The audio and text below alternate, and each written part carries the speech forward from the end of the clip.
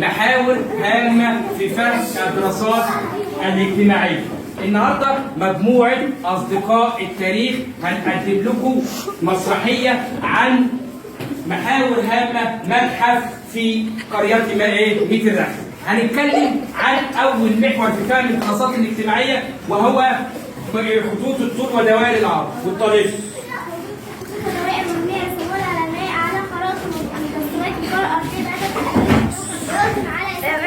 تمام.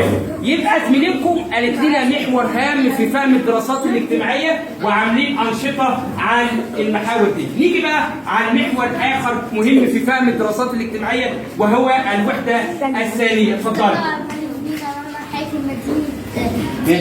على توحيد بلاد توحيد تدرس قبل المدرسة. تمام. برافو عليك. الحضاره المصريه وعاملين نماذج مشرفه على ذلك. نماذج مشرفه. تمام. نيجي على محور اخر وهو اهميه موقع مصر.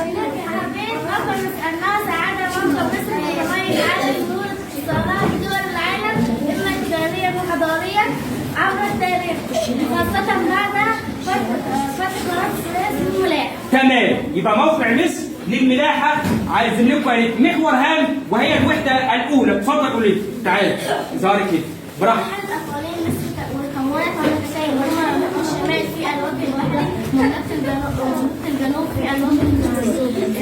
كانت في منطقة حاكم وعاصمة وشعار تمام.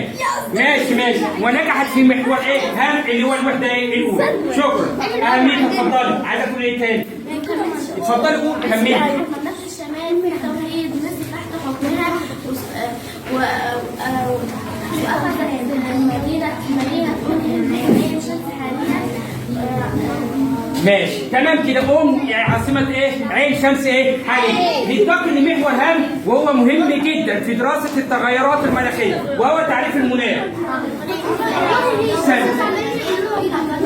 تمام. عرفت لنا المناخ. طيب نيجي بقى اي حاجه يا اولاد من المحاور دي كلها لازم جيش وطني يقوم بحمايتها وهي اقامه الحكومه المركزيه القديمه. اتفضلي. للعمل على رعايه مصالح الشعب. نيجي على العوامل الطبيعيه لقيام الحضاره المصريه مهمه جدا. على الزراعه والاستقرار المصري القديم. ماشي. الاستقرار المصري قديم في البلد والنيل. تمام.